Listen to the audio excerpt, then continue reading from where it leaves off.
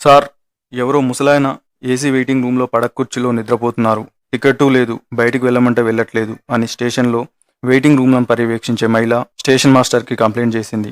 అది రాజమండ్రి స్టేషన్. సమయం తెల్లవారి 5 గంటలు. సరే, నేను వస్తా పద అని స్టేషన్ మాస్టర్ ఆమెతో కలిసి వెయిటింగ్ రూమ్ సైడ్ వెళ్ళాడు. అక్కడ మాసిపోయిన బట్టలతో ఓ ముసలాయన పడక కుర్చీలో కురికిపాట్లు పడుతున్నాడు.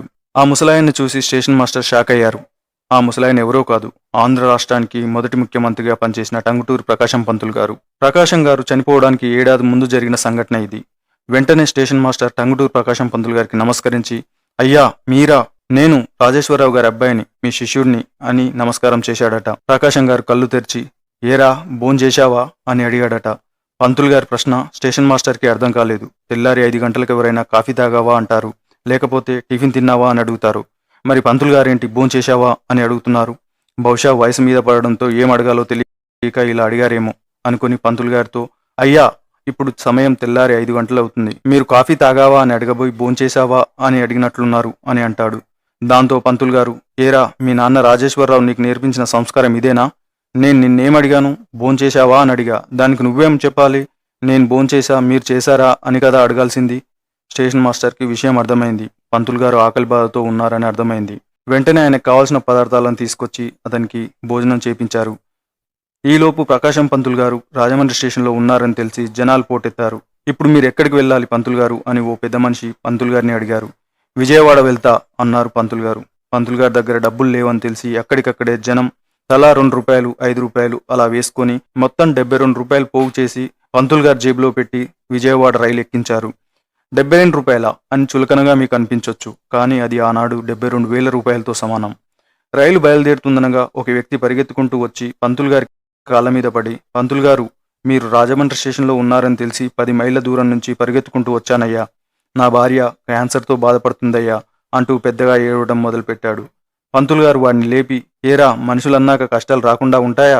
ఇదిగో ప్రస్తుతానికి ఈ 72 రూపాయలు ఉంచు అని జేబులో ఉన్న 72 రూపాయలు వాడి చేతిలో పెట్టాడు.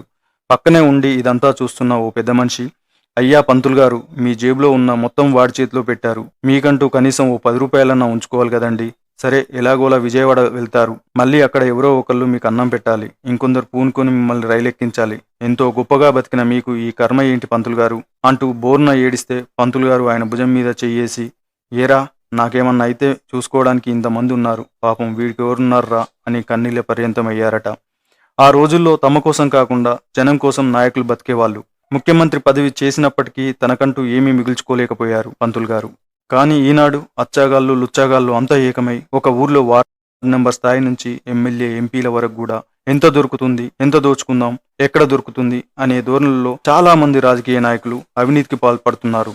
ఇక్కడ నేను చెప్పబోయేది ఏంటంటే అందరూ పాల్పడుతున్నారని మీకు చెప్పట్లేదు, చాలా మంది రాజకీయ నాయకులు ఆ విధంగా ఉన్నారని చెప్తున్నాను. ఇటీవలే మన ప్రస్తుత సీఎం రేవంత్ రెడ్డి గారు కూడా ఆదర్శవంతమైన రాజకీయాలు పోయి అన్ని స్విగ్గీ రాజకీయాలే చేస్తున్నారని, ఏ పార్టీలకు జంప్ చేస్తే ఏ పదవులు ఇస్తున్నారని చూస్తున్నారు ఈ నాయకులు అంటూ గట్టిగానే కౌంటర్ ఇచ్చాడు. ఆయన అన్నది కూడా నిజమే. నెహ్రూ గారు ప్రైమ్ మినిస్టర్గా ఉన్నప్పుడు ఓసారి రైలు ప్రమాదం జరిగింది. దానికి బాధ్యత వహిస్తూ అప్పటి రైల్వే శాఖ మంత్రి లాల్ బహదూర్ శాస్త్రి గారు ఆయన కేంద్ర మంత్రి పదవికే రాజీనామా చేశారు. కానీ ఇప్పుడున్న రాజకీయాల్లో ఏం జరుగుతుంది? నిస్సిగ్గుగా అది ఆ అధికారి వల్ల జరిగింది, ఈ అధికారి నిర్లక్ష్యం వల్ల జరిగిందని చెప్పుకొని దాటవేస్తున్నారు. అధికారులను సస్పెండ్ చేసి చేతులు దులిపేసుకుంటున్నారు. ఈ మధ్య ఓ మంత్రి మాట్లాడుతూ కమిషన్లు ఇస్తేనే ఏమైనా పనులు జరుగుతాయి, లేకుంటే ఆగిపోతాయి అన్న మాటలు చూస్తే ఈ రాజకీయాలు ఎంత భ్రష్టు పట్టాయో దీన్ని బట్టి అర్థమవుతుంది.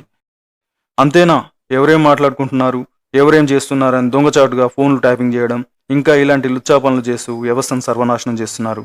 వీళ్ళందరికీ అదేదో సినిమాలో కుంభీపాకం శిక్ష వేయాలంటారు కదా, అది కూడా తక్కువే. ఒక బాధ్యతాయుతమైన జర్నలిస్ట్గా ఈ వ్యవస్థ ఎలా తయారైందో చెప్పడానికే ఈ వీడియో మీ ముందుకు తీసుకొచ్చాను.